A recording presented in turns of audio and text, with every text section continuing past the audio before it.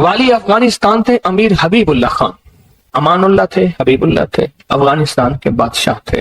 वो जब भी किसी सफर में तशरीफ ले जाते थे, एक बंदे को साथ रखते थे। वो बंदा इस दुआ का आमिल था, जो अभी दुआ हम पढ़ने लगे हैं इसका आमिल था। और बंदा क्या करता था, वो 3 घोड़ों और काफलों के साथ आगे चलता था। आगे चलने से मुराद ये होता था, अगर वो चल रहा है तो आगे रास्ता बेखतर भी है, मौसम भी ठीक है, हालात भी बेहतर हैं। हत्ता कि अगर दुश्मनों के काफले में भी वो शख्स जाके बैठ जाता था तो बड़े बड़े फातिहीन जब हमला करने आते थे, उन फातिहीन की फतेह भी रुक जाती थी। कहा कि जब तक वो बंदा रहा बादशाह अफगानिस्तान के साथ, कोई फातेह, कोई दुश्मन, कोई हासिद और मुख्तलिफ जगहों से शोरशें, बगावतें करने वाले सब दोस्त बन जाते थे। और बादशाह के हर मकसद हासिल होता था, हर मंजिल मिलती थी, हर मुश्किल हल होती थी और बादशाह इज्जतों के ताज पहनता था। ये वो इस दुआ का आमिल था, वो इस दुआ का आमिल था। खुरासान के एक बुजुर्ग थे जो उस बुजुर्ग के साथ रहे, उन्होंने उनको ये दुआ दी, उन्होंने ये तफसीली वाकया लिखा, वाली अफगानिस्तान का, बादशाह अफगानिस्तान का लिखा कि उनके इस वाकये की बरकत से मुझे ये दुआ मिली है। और फिर फरमाया, मैं ये दुआ पत्थर हो, लकड़ी हो, गार हो, समंदर हो, दरिया हो, कायनात की कोई नामुमकिन हो, मैंने ये मोहम्मद और आले मोहम्मद की निस्बत से मिली इस दुआ को जब भी पढ़ा है, मैं हैरत अंगेज तौर पे हैरान हुआ हूं और मेरी जिंदगी में हैरत के दरवाजे खुल गए हैं। मैं चाहता हूं कि आज हम पढ़ लें और ये मोती अपने अंदर ले लें और ये मोती अपने अंदर समो लें और इस मोती का फैज, इसकी बरकत और इसकी खैर पालें। इसी मोती की निस्बत से दुआ भी करें। आप चाहते हैं ये मोती मिल जाए और आप भी वो बंदे बन जाए, वो इंसान की हैसियत आपका मकाम हो कि जो बादशाह अफगानिस्तान उसको बहुत इज्जत देता था, उनका वकार था और उनके साथ पास ये अमल था, उनके पास ये दुआ थी। वो कहते थे पत्थर बन जाए, गार बन जाए, पानी हो, समंदर हो, दरिया हो, नहर हो, कहीं कोई चीज हो, मुझे कोई खतर नहीं है क्योंकि मेरे पास ये है। और उन्होंने अपना वाकया सुनाया कि मैं इससे पहले एक और बादशाह की फौज में होता था। बादशाह की नजरों में कैसे आया, जरा ये वाकया भी सुन लेना, नहीं समझ आई। बादशाह की नजरों में कैसे आया, ये वाकया जरा गौर से सुनना, तवज्जो से सुनना, जागते हुए सुनना। इससे पहले एक और बादशाह के पास था, बगावत हो गई। ये बादशाह को लेके निकला खुफिया रास्ते में। वो जिस बादशाह ने बगावत की थी वो इस बादशाह को कत्ल करना चाहता था, कत्ल करना चाहता था, खुरासान के बादशाह को कत्ल करना चाहता था।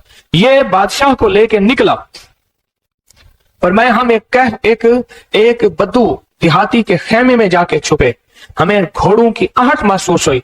तो वो देहाती बद्दू कहने लगा, ये बादशाह के घोड़े हैं और बादशाह के ही गुलाम हैं, फौजी हैं, लगता है किसी मफरूर को तलाश कर रहे हैं।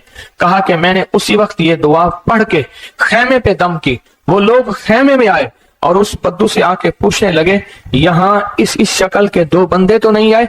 तो कहा, बद्दू की जुबान बंद हो गई। तो बद्दू यूं देखने लगा, कहा कुछ नहीं, उन्हें कुछ नजर नहीं आया, आगे निकल गए। कहा जब वो आगे निकले तो हमने कहा कि कहीं बद्दू हमारी मुखबरी ना कर दे। हम उस खेमे से निकले, निकलते निकलते एक जगह देखा पानी का चश्मा है, पानी के चश्मे के साथ कुछ बड़े बड़े दरख्तों का झुंड है। हमने पानी पिया, था कुछ नहीं, दरख्तों के झुंड में। थोड़ी ही देर हुई कि हमारे पास वो फिर आए और कहने लगे, पांव तो उन्हीं के लगते हैं यहाँ आए हैं।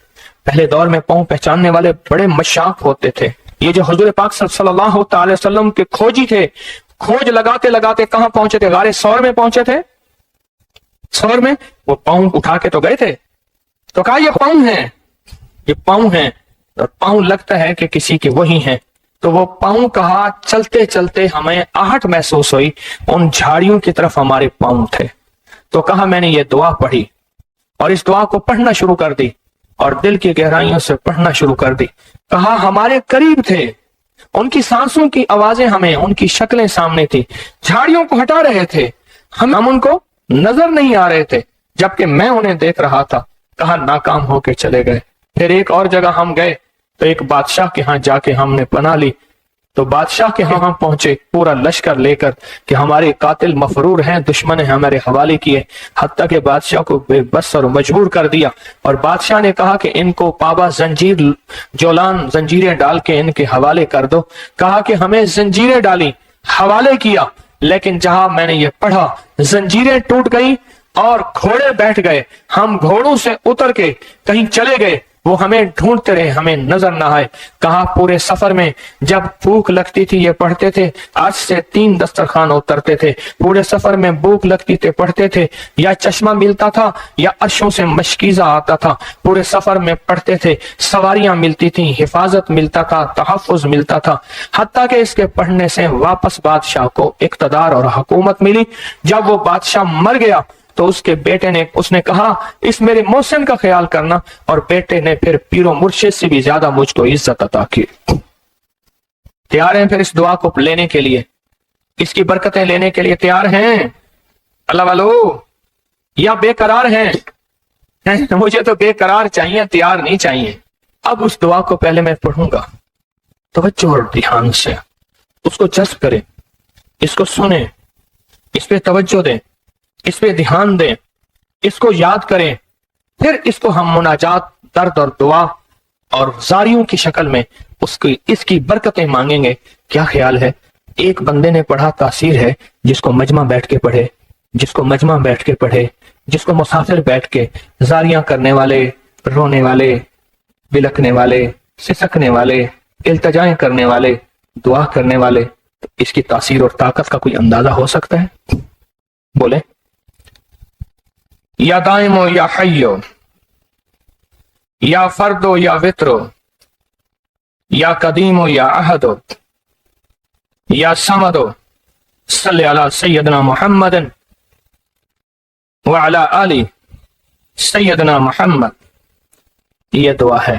اور ایک بات بتا دوں، یاد نہ بھی کر سکو، اس مجمع میں جو دعا پڑھ لو گے اور آمین کہہ لو گے، کامیاب ہو جاؤ گے۔